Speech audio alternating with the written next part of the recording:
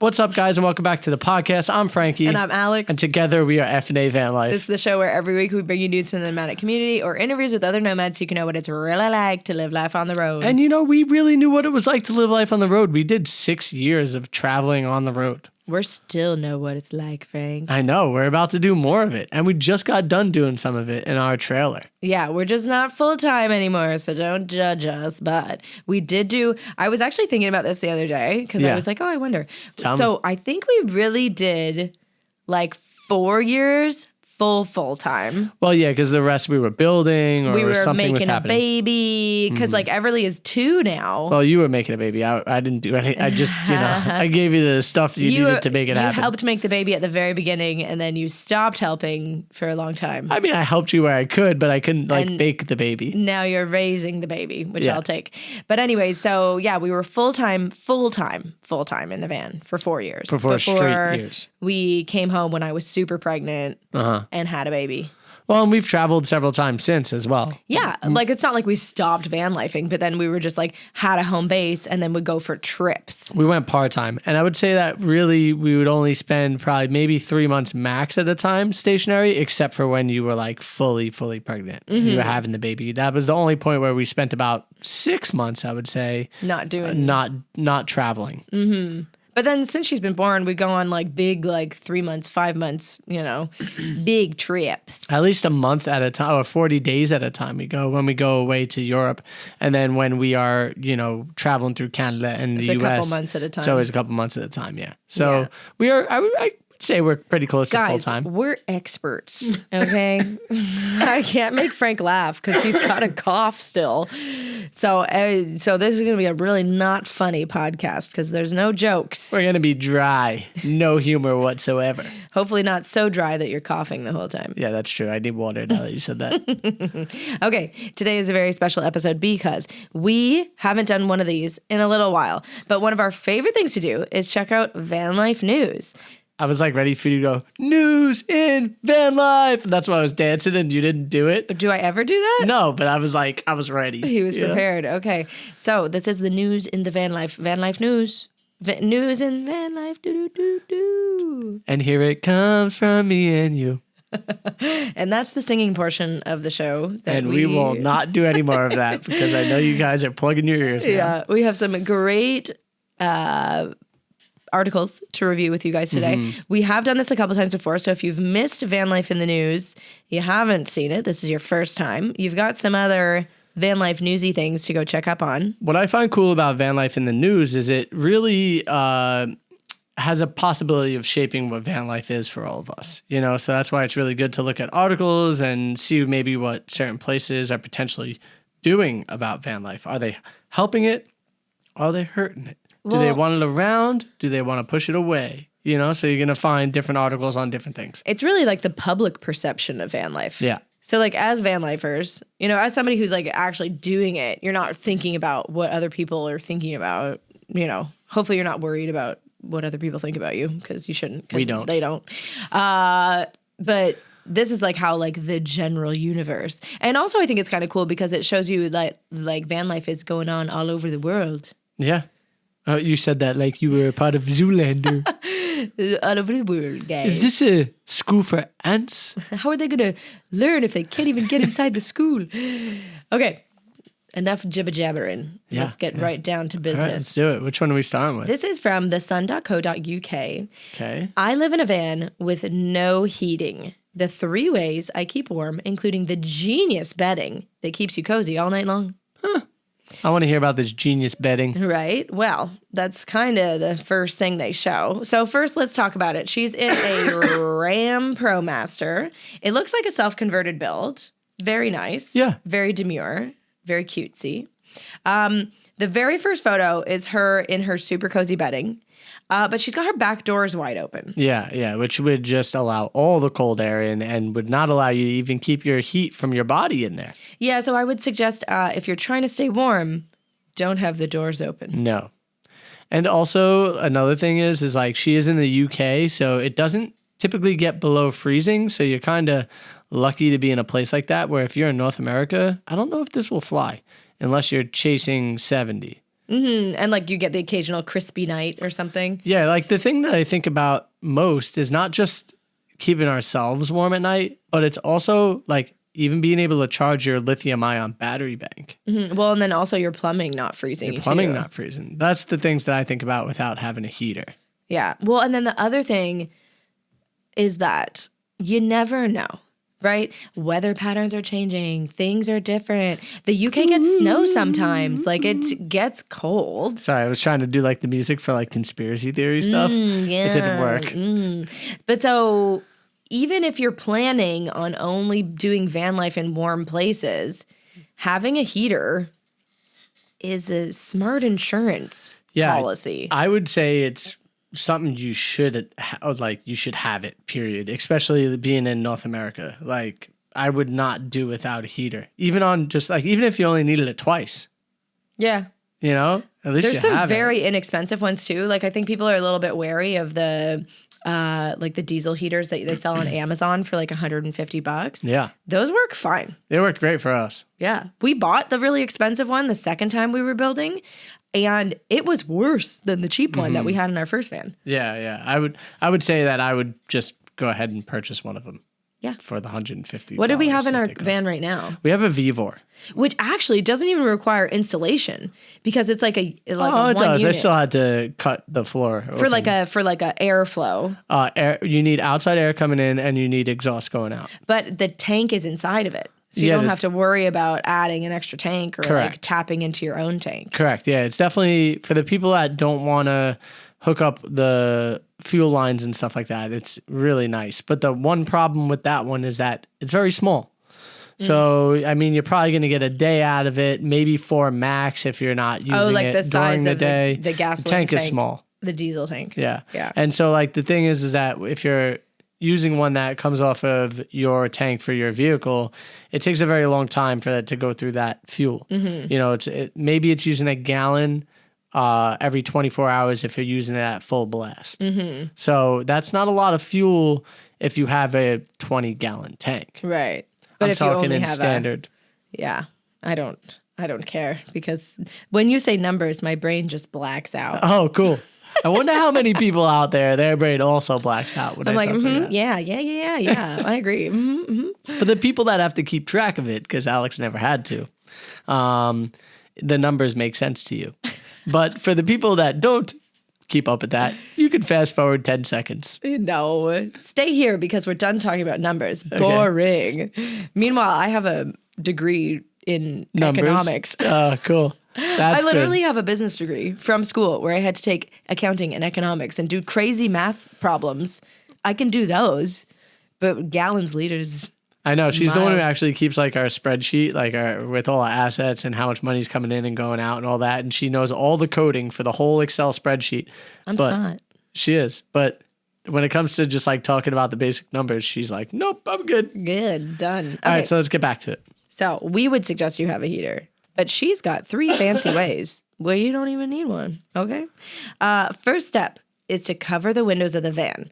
She explains that using magnetic window covers to insulate the van only takes a few seconds to put in place, and they keep the heat and cold out super well. And as like nice as those ones look, and they do keep out some of the cold air, we've actually made better ones in the sense of what our friends have told us what to do. Well, and Crux and Beta gave us the beta on some really, really cool, really easy to make yourself plugs. We'll call them window plugs.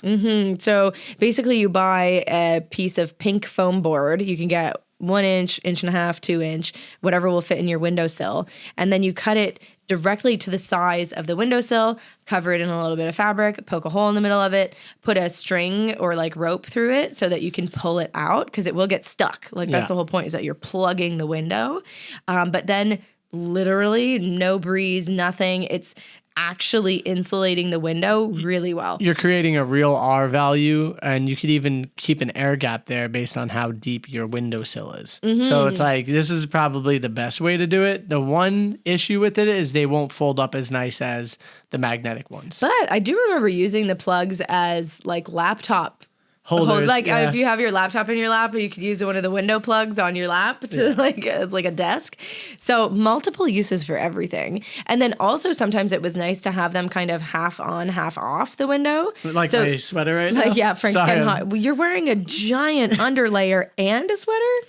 I've been sick for a while, so I'm just trying to, I'm in a t-shirt. He's got 2 giant sweaters on. That's like your warmest, wooliest underlayer. I'm trying to like sweat it out, get this disease out of me. Okay. So yeah, the plugs, great. Highly recommend a plug. Yeah. Plug Anywhere them on you up. can plug it. Plug it good. Stick it in there. But yeah, if you have them half in, half out, kind of on an angle, you can kind of shoot the airflow. Like the air will suck into your space. Yeah. And you can get like a really nice breeze. So that was great on super sunny days because you could have it blocking the light from your space, but be getting like a nice cool breeze. Yeah, and what we did in those scenarios too is we would just flip them around and we would use, say, the reflective part on the outside, looking towards the outside of the window, so that way it would then push the light away too. Isn't that how we always had them? No, we would flip them around for the winter time. We use them differently in the summer than the winter. Okay. Once again, stuff that Alex doesn't pay attention to. Shut up! I feel like that's not even true. Okay, so window plugs. Also the other thing about the snap-on ones or the magnetic ones. Usually the magnetic ones you're buying from a company for very expensive. Mm-hmm. Which was like, no. Making them yourselves is a bit of a pain. We've never done that, though. No, because every time I go to look at them, I'm like, $800 for one window cover? I'll pass. Yikes. So I have made my own magnetic ones. They were okay. Yeah. But like, I don't know. The plugs just work the best. I thought so, too. Yeah. We were able to be in negative 40 degrees Celsius and Fahrenheit in that van, and it would be 67 inside the van with us. Mm-hmm. When we would exit the van, our body heat wouldn't be in there, and the van would probably drop to about 60. So the body heat from us actually makes quite a difference. And the cooking and stuff too. Like if you're making breakfast or whatever, like everything helps a little bit. Okay, so the next step, her super fancy bedding that you were really excited to talk about. Yeah. Instead of a regular duvet or blanket, she uses a special comforter, which is more like a sleeping bag. It simply zips up to keep the warmth in, but it doesn't have the same look as a regular sleeping bag. So I think these are called like beddies. I don't know. I think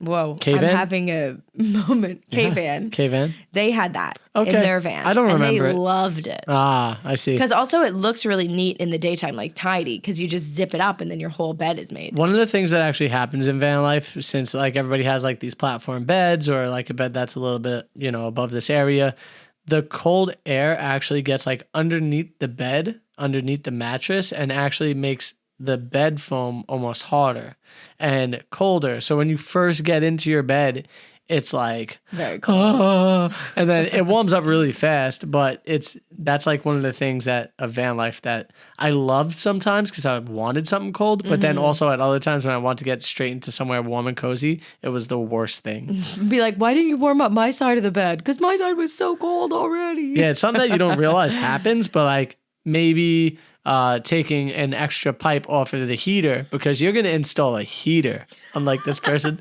And basically all you do is you put a pipe that goes underneath the bed at a smaller tube. So that way it's not letting a lot of the airflow out of that tube. It's only a little bit. And then that would heat the under part of your bed, making it where it would be a more comfortable temperature when you're first getting into it. That also would keep the stuff in your garage a better temperature. Like if you have your batteries back there or your water tank or anything like that, like having the warm air flowing into that area would be definitely helpful. Well, one of the things that happened in our second van build is we had our water tank underneath the floor in the back. And in order to keep that from freezing in any type of way, I actually made a slight hole in our ductwork so that way it would feed that area and also go to the front.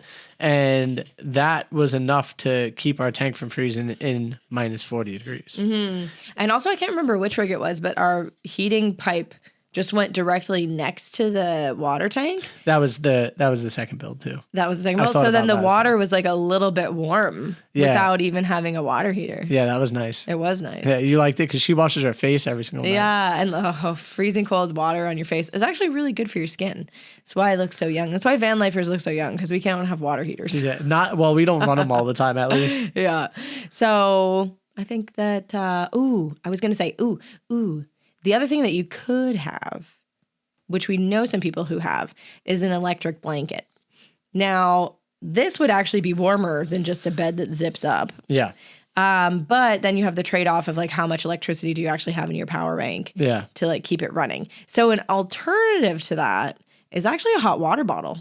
That's true. You know, like one of the olden timey like jelly water bottles. Yep. Just boil it when you make your tea at night. Boil a little extra, put it in the hot water bottle, and then throw it in between your sheets. Bingo, bango, done. And that would probably stay nice and warm pretty much the whole night. Mm-hmm. I feel like I remember using that a lot in our first van. Yeah. Well, we did a lot of winter traveling. Yeah. It's funny because you used it, but I never did. Because you run hot. I run hot. So, like, for me, if I had to have a sleek bag as well as those... Frank would die if I tried to zip him into one of those. I would be sweating profusely. I sweat as it is, let alone with all these extra blankets. I kind of like the cold when I'm sleeping. That's just me. Yeah, like, I mean, it's nice to have, like... It's less comfortable sleeping when it's really hot. Yeah. But I mean, this chick is sleeping with a hat on her head. So when you have to wear a hat to bed, it's cold. Just buy a heater. Sorry, I keep saying it. But that's like my honest like thought is like the heater's not that expensive, especially if you've built out this van DIY and it's a full tiny home, like a proper tiny home.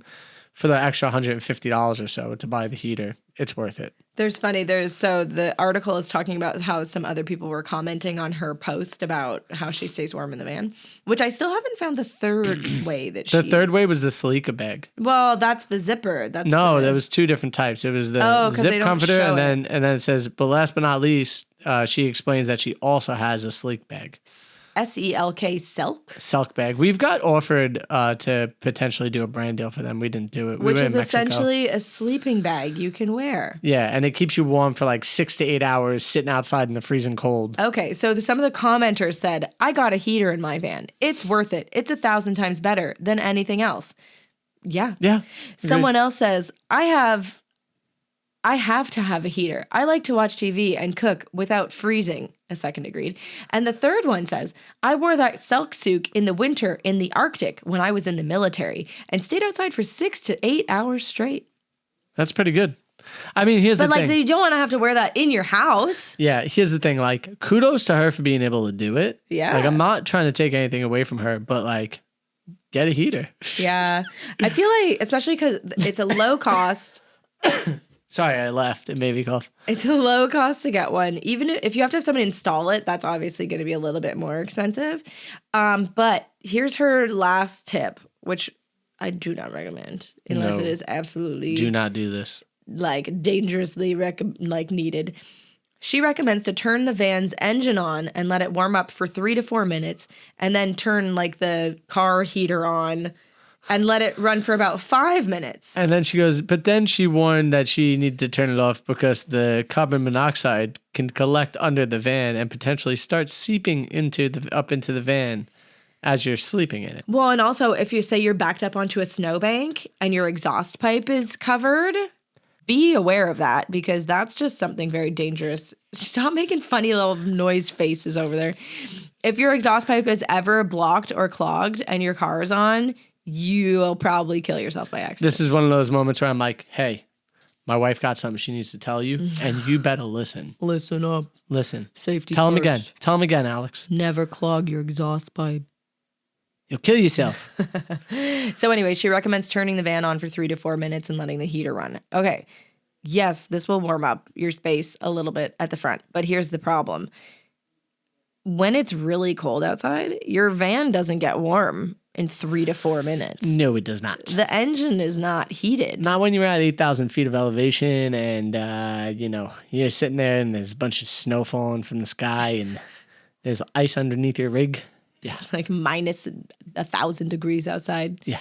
No. Yeah. No go. We'll turn our remote car starter on and go out there 10 minutes later, and the car's still cold. Yeah, it's still cold. Like, it's warm enough to, like, everybody get in without a jacket on, but it's cold. Yeah, and like it doesn't warm up until you really start driving and the engine starts like really like moving. The only reason why I'm warmer than everybody else is because my car seat is on and my steering wheel's on. And then typically I turn those off once we start driving and the whole vehicle is warm enough. But you were saying before too, like the heater at the front's not designed to blow all the way to the back of the van. Not in a van. Like in most vans, there's partitions in them. And if you ever notice, like if you bought like a cargo van where you're transporting people, theirs are built to be able to warm the back area as well. Because it has like ducts that go all the way Bingo. to the back. Yeah. The ones that just have the ducts in the front, they're really just made to warm that front area. So you're never going to warm the space to a really comfortable temperature in the sense of like, it's not going to be, say, perfect indoor temperature as you set on your thermostat in a house.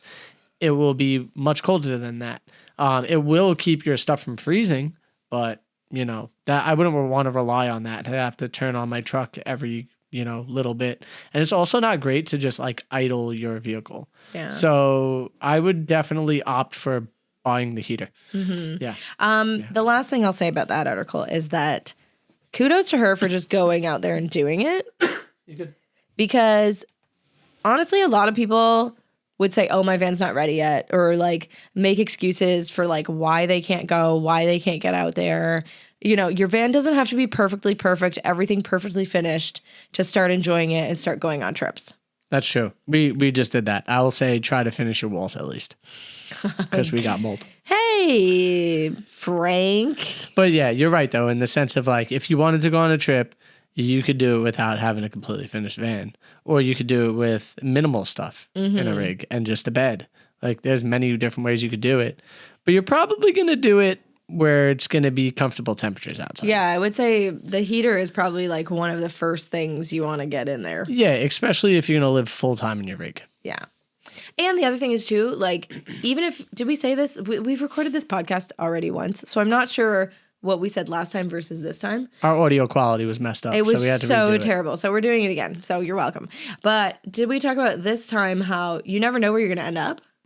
Oh, yeah. I mean, especially in North America, you never know where you're going to be and you don't know what the temperature is going to be. There's going to be big swings in temperature. Well, and elevation change too. Like we were driving across the country and it was nice. We were shorts, t-shirts, loving it. And then we rolled up into Flagstaff, Arizona, and there was a snowstorm. Every time we go through Flagstaff, there's a snowstorm. It doesn't matter what month of the year it is. Yeah. It's a snowstorm. And that's Arizona. Like most people think of Arizona and think, oh, it's desert. It's hot all the time. No. And the desert gets very cold at night. Especially in the winter. All right, guys. Next up, from thevoice.co.uk, because we're only covering UK news this time around. That's what it sounds like. Plans being explored to provide van lifers with a place to park up. The mayor argues people who live in their vehicles should be supported rather than demonized. I love this article. I think it's great that they want to support, the local van life community or the people just traveling through. I think that if you support them and you give them places to park, even if you have to pay for them and you have a place to dump sewage and or trash, it makes it to where you're going to have a cleaner community and the people are going to feel wanted there. So like, later in this article, it talks about how the locals didn't want it because they're antisocial. Because the van lifers are antisocial. But the reason why the van lifers are probably antisocial is because it feels like you don't want them there. Well, like this very first picture, it's a lady with her RV. So she's not a van lifer. So I feel like van life is just like a catchy word. Yeah, it is. It's just nomadic life. Yeah. So this lady, the caption says, a motorist covering their registration plates along Headland Road before entering Towand Headland car park to avoid the ANPR camera. Because I guess she's not legally allowed to be there with her RV. Yeah. So first thing, if she knows she's not legally allowed to be there, she shouldn't be there. She shouldn't be covering her license plate in order to be there. But why isn't there a place where these vehicles can go? Because I know that they're bigger and they're bulkier and whatever, but like if you don't provide a space for van lifers or RVers, then your town is missing out on a whole bunch of revenue from these people. Like even if it's just in the places are busy in the summer. That's it. Like tourism booms in the summer, right? Most places, unless you're ski town or something like that, right? Well, even those boom in the summer because a lot of them are bike Skiing parks. Or They turn into bike parks, and sometimes they even turn into like a summer water park. Yeah, or like rivers or rafting or whatever. Like there's so much to do. Hiking. But so a lot of economic value comes from people who are in their RVs. Yeah, and I could understand if we just don't want them around. Like that's fine. If you feel that way, you feel that way. But these people do want to explore different areas, and most of the people I think are doing it to explore, not necessarily because they have to. They don't have a choice. They can't pay rent or whatever. Right. But so plans are being looked at to provide a place to park in this certain area for people who live in their vehicles. The mayor argued that, or the mayor says that he's exploring possibilities of creating a meanwhile site in the town for van lifers. You good, bro? Yeah. You getting the water? Getting some water. So meanwhile, sites in Bristol provide temporary pitches on council-owned land for vehicle dwellers, offering safe, managed spaces with basic facilities including water, sewage, and rubbish as an alternative to roadside living. The demand is far exceeding the current 65 spaces available. Here's the thing, too. I feel so when we were traveling around in the UK, there were a lot of places for vans, and actually some of the councils turned their parking lots into RV parks where you had to pay $20 to park there a night or whatever, 20 pounds. But then there were also spots that they took away. So, like, for instance, they made low-hanging metal entry gates that if you had a van that was over X amount of feet, you wouldn't be able to go to this parking area, which I understand if you're trying to, get certain people to park here and certain people to park here.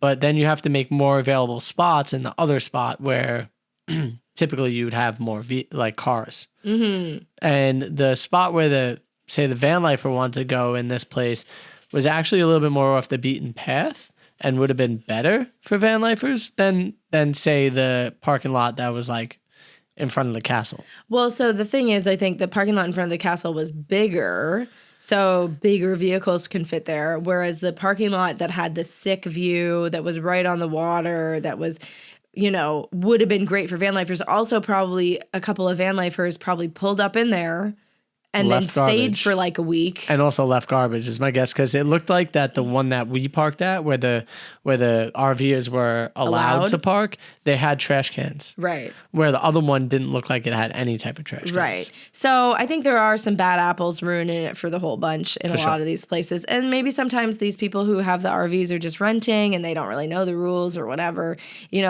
but not having any services for van lifers and just trying to kick them out isn't the option. Yeah. So I'll say that I think it's great that the person running this town is trying to advocate for van lifers to be able to be there and set up the proper structure for them to be able to thrive and also help the community.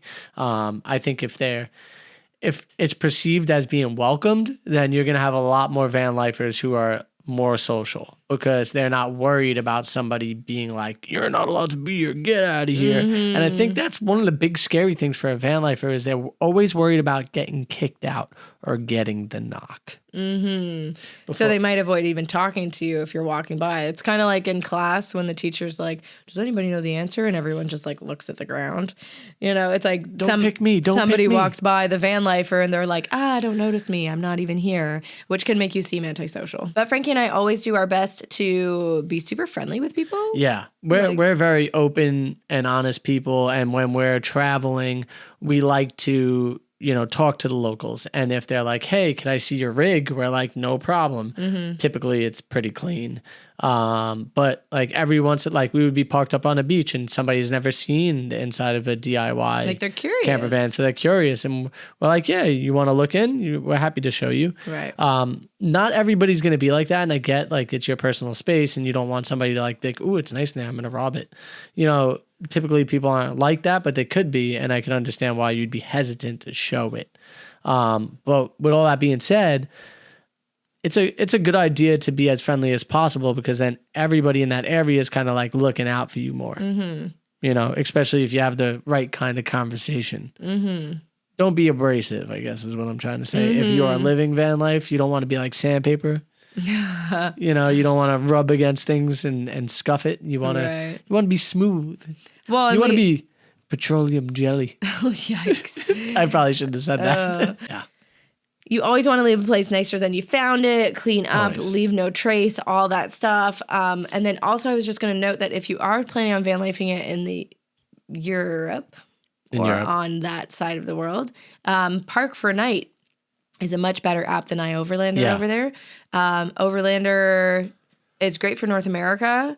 But they don't have a ton of really updated stuff in, Europe, because people over there use Park for Night. Yeah, it's fair. So definitely check that out. We were able to find tons of parking spots, free parking spots, paid parking spots in the UK, and had a really great time vanning around there.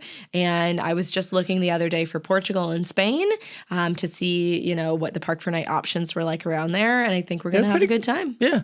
And we have some friends out there, the Bryles, that are out there traveling with their 2 kids right now. And I'm looking forward to talking to them about their experience on what it was like to van life through Europe. And I think their plan is to travel kind of the whole world. Yeah, why not? If you figure out a way to make money while you're doing it, what's the point of stopping? Yeah, and especially if you're enjoying it and life feels good and kids are doing good and learning every day, and why not? Yeah. Sounds good to me. Let's move on to this next one. It's pretty cool, this article. It's actually eBay, and it's eBay in the UK, maybe eBay in the US and Canada. Do you guys have eBay here? Yeah. Okay. But eBay.ca. Yeah, but you guys use something like Hajiji or something? Kijiji more, right? I don't know about more or less. Okay. Well, that's what I've heard at least. But eBay in North America maybe should take a note from eBay UK.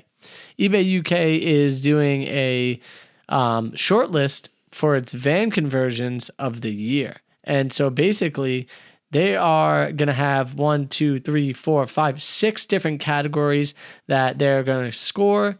And then those 6 different categories are then going to be eligible to potentially win £10,000. Pretty sweet. That's like 14,000 US and like 60,000 Canadian. $1 million. I'm just messing. It's probably about 20,000 Canadian and 14,000 or so. That's US. a pretty good That's prize. huge. That's nice. Okay, so the 4 categories are Tiny Haven Award, Best Use of Small Space, Clever Camper Award, Best Engineering, Ingenuity, and Uniqueness, Most Creative Camper Award, which is the most astounding creativity, the Globetrotter Award for the best van for long-term travel and faraway traveling, Built for Business Award, awards for the best conversion for a business, and the Special Recognition, which is the best conversion that isn't quite a van. Yeah, I mean, it's pretty cool to see it, and like to see that they're really taking in the fact that like this is a community and they respect it, and it's a big part of probably what they sell on eBay, and big dollars on eBay. So it's an opportunity for them to, create a commission for themselves on eBay that is, a good commission because they're higher dollar units. We know friends who've sold their whole van on eBay for almost $100,000. Yeah. So it's kind of incredible, that you have this space where people could potentially put their DIY rig on it, whether you're building a kitchen to serve food, or you're building a van to live out of, or a barber shop. They all have the equal opportunity to potentially win this £10,000. All right, so first up, we're going to go through each of the shortlist categories. We've got a tiny van here that was built out of a Citroen, which is like a little, kind of looks like a minivan. It's probably closer to like the Ford Econoline in North America. It's a short roof. And this one used to be a wheelchair vehicle. So they actually used the area where the wheelchair equipment was as extra storage, which is very smart. And this looks like a really well converted tiny space. We've seen a lot of smaller rigs like this be more like incomplete. Yeah. But this one looks very well finished. Also, the view out the back door, stunning. It is. It's gorgeous. It's like a mountain riverbed. That almost kind of looks like Alaska. It almost does. Yeah. It might be. I think we've slept there. Yeah, I think we have to. It kind of looks like where the King River meets the Matanuska River, like that area. But like it's gorgeous, this rig. It's light and airy is what I want to say. Like there's no real upper cabinets that are protruding into the space. It looks really cozy and comfy. It looks like that you're not going to bang around and hurt yourself in there. Like for a small van, it looks very open. Mm-hmm.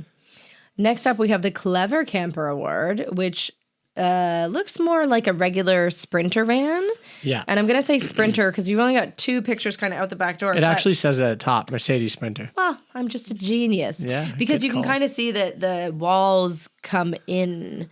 Like the Ram ProMaster is more of like a square box with like a little bit of a taper at the top, whereas the Sprinter has a pretty serious taper at the top. Yeah. So that's what was giving it away. They've got, this is more of like your classic conversion. They've got bench seats in the back with a lagoon table. They've got a bed system that comes down from the ceiling, kitchen, bathroom, a little dog storage. Bed. Yeah, like it looks really nice. A nice backdoor storage for the shoes or front. Is that the front? That's the. I think this is the slider front. door. Yeah, that's the front. Yeah. So like they've had a really nice design on it. It has one of the drop down beds, like elevator beds. It looks like they have it closed off from the front cab to the back. Yeah. Like it looks like they have a countertop that goes behind the front seats. Yeah. So that's kind of interesting, like a different use of space. Uh-huh. Yeah, it looks nice. They did a really nice job on it. It is pretty open. It feels fairly open. It's looks a little bit tighter somehow than the smaller rig. It's just very classic. Yes. Like I feel like this is what you think of when somebody tells you they built a van. Yeah, that's fair. Yeah. Next So up, it's not really unique. No, but that was in the category of clever. Oh, okay. What makes it clever? Every single detail takes both form and function into consideration. The couple used parts from eBay that they bought off eBay. I don't think we've bought anything off of eBay. No. But eBay makes sense for them to say they bought some of the parts off eBay. Fair. Yeah. They're like, yeah, eBay, $10,000, please, eBay. We eBayed. Everything in the van was from eBay. eBay. Can we have $10,000? Even this next girl, she bought her van from eBay and then converted it. She's a content creator named Jessica. Mm-hmm. And the van is named Frodo. And this van is actually really cool looking. It looks like it's very wooded. It looks like a hidden cabin in the woods that like an old lady in New Zealand lives in. Like where they filmed The Lord of the Rings. Ooh, Frodo. He's a hobbit.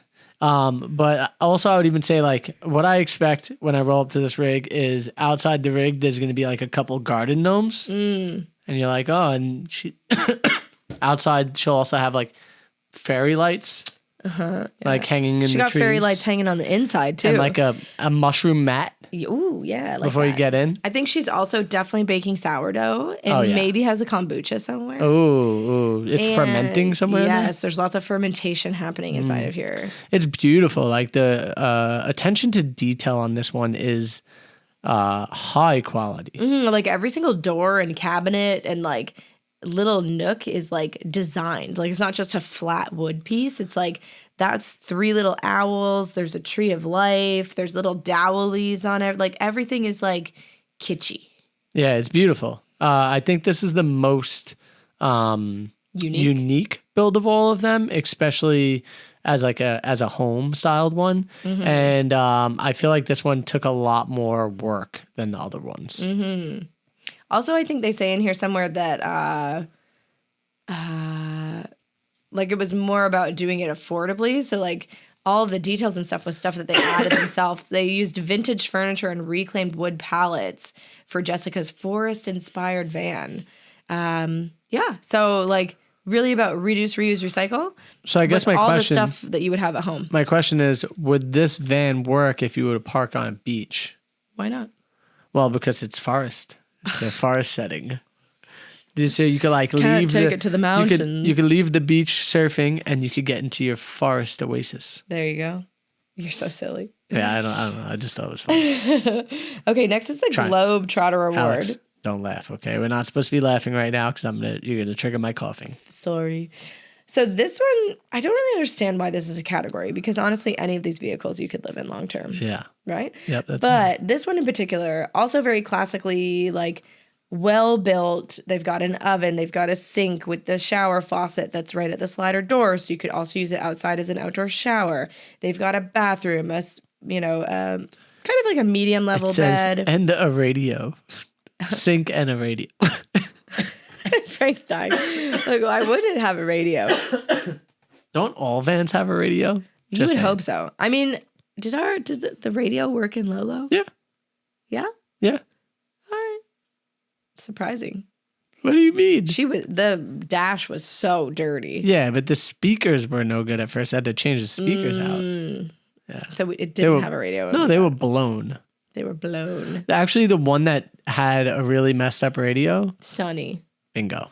Yeah, 1985. You can't blame a girl. The Boss system. Well, also, actually, the previous owner was tinkered with. The previous owner had put in an upgraded system. Yeah, and when he landed all his wires, they weren't really landed well. So like you would hit a bump and then you'd have no sound anywhere. Yeah, like you'd be like jamming and then be like, boop, gone. I had to fix that with James. That was fun. Yeah. Okay, next up is the Best for Business Award. This is a Mercedes Sprinter. It doesn't look like a Mercedes Sprinter. It's huge. Well, it's because they don't have a back wall. Like there's nothing on that back wall that protrudes out. Like typically you'd have a couch or something that would like make the space feel smaller. Right. But they have a wash sink and a chair. Because it's a mobile hair salon. It's really cool. Yeah. So it's got 2 sinks, 2 chairs. And I think I'm accidentally touching the camera. Sorry for everybody on YouTube. It's just playing footsies with you. Or Spotify or anywhere you're watching video content with this podcast. Frank's our distribution guy. I just show up. Yeah. So yeah, it's a mobile hair salon. It's really cute. She says that she has from A-list celebrities to children to OAPs. I don't know what that is. Neither do I. Old age pensioners? Maybe. Potentially. The mobile salon travels everywhere from farm shops to businesses to leisure centers. It's a functional design that enables me to operate with the same professionalism and comfort as a traditional salon. Maybe it's original, appropriate person. Maybe it's yeah. I'll just take it. Fine. Our final special recognition award goes to this food truck fire engine. So it's the most unique looking on the outside because it's a fire truck, but it is very much a kitchen on the inside. Like it is all stainless steel, what you would need for a food truck. And what a cool business to operate. I feel like almost anywhere you would pull up, people would be wanting to come check it out and look at your business and potentially be customers because you're selling out a fire truck. Mm-hmm. And that in general is going to bring, people that do service jobs for the most part, I think, like police officers and firefighters, kids, maybe you allow them to like climb up on the ladder or something, whatever it is. It's really eye catching. And it was a lot of work, it sounds like. We bought the fire engine, spent more than a year gutting the interior, building a new body to house the kitchen, and kitting it out. Yeah. It is only fire engine food truck I've ever seen with a fully built-out kitchen, and we've been operating since 2025. Yeah. And have built up a strong reputation already. Good. Yeah, I think they're going to do great as a business, so that's why I would not worry about them getting the 10K. Frank. What? They announced the winner. Ooh, we could actually find out who the real winner is, but before we do that, who you think deserves the chip, the trophy? I think Frodo Van should win it. The super. I have to agree. I think that it looks like it took a lot more dedication and work in the sense of craftiness, and I want to give the award to somebody who is our vans wouldn't have won this award. Right. Because we weren't handcrafty enough to make every little piece kind of wildly beautiful. But I do think it depends on the crowd you're talking to. Sure. I can't find who the winner was. I think if we were at Van Fest USA or something like that, I think that more of a modern build might win if it's outsiders coming in. Yes. Does that make sense? Yes. But from insiders in van life, I think they would vote for the Frodo van. Yes, I agree. Okay, I'm trying to see who the winner is. Okay, George Clark, this is the guy. Piece. Yes, George Clark was the announcer. I don't recognize this. Oh, this was the van that we were it's kind of basic. Yeah. Is he going through each one? Here is the winner of the eBay. Oh, so they won. The Sprinter van with the reclining bed from the ceiling and the bench seats at the back with the dog bed. That one didn't wow us at all. This fits for the show, though. Like, this is very classically classic van build. Like if you wanted all the like big options, this is it.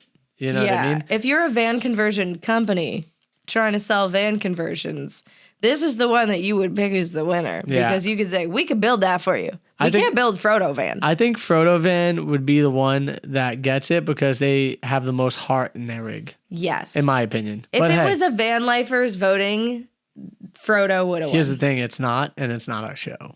So this is though. So Frodo van, you have won the F&A honorary van of the year 2025 based on the 6 vans that the UK chose. Can I put like a fake trophy right here, you think? You could in the edit. Ba-ding! Very nice. Thanks. All right, guys. That was a really climactic. We have one more to go. You were riding that wave with us because wow, I can't believe it. We did it, guys. We made it through it. Okay, now. This is where things get terrifying. Off the rails. Terrifying and scary, and Alex and I do not like horror films. This is from thehorrorsociety.com, which is your first indicator that it's not for me. Do you want to play the video for them? No, I don't want to play the video. We've watched this now once because we already recorded this podcast, but the audio wasn't good. So we now are going to have to watch it a second time for you guys. I think that means that... I am kind of scared, and I don't want to be scared. So please do me a favor and watch this. I'm going to close my eyes. Sounds like there's a wolf in the woods. I'm Zoe Mercer. Hi. 24. Starting my vlog. I'm starting a vlog. Not knowing I knew what it. I'm doing next is like, it's like blowing my mind. But I think we might, I don't know, we're going to kind of see where we go. That sounds really exciting. This is so realistic. That's, I think, the problem with it. I bet I can find you. Well, not the problem, but what makes it scary. Right. Why would you come up on this campsite? I totally have been to this campsite. I think this campsite had a bucket of shit at it. That's exactly the campsite I was thinking about. Yeah, kind of weird. See, when you get the scaries, get out of there. Yeah, gut feeling. Be gone. It's very Blair Witch Project. Oh, she's getting dragged away by someone. Uh-oh. Looks like she has mud or blood all over her face. Mud or blood. We'll never know. It's because I'm never going to watch this movie. But if you're into horror flicks...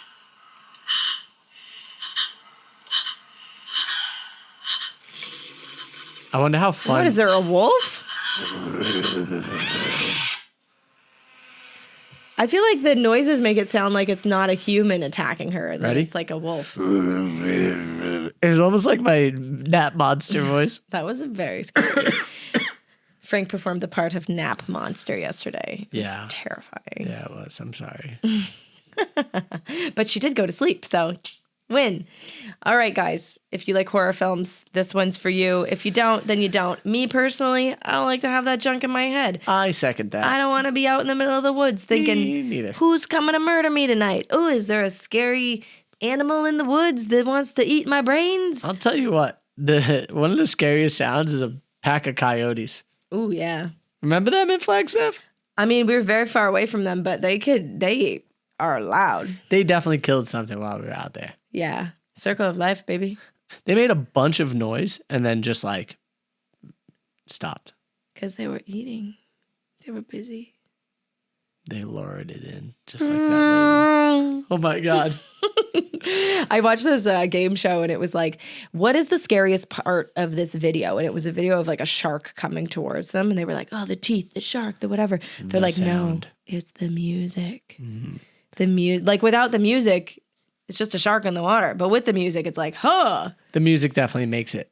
Yeah. The music makes a good movie. The music makes a good, like everything. Like if it was that scene of the shark and it was like, do-do, do-do, do-do, do-do, do-do, do-do, you'd be Why like, is this person cute scared? Shark. Yeah.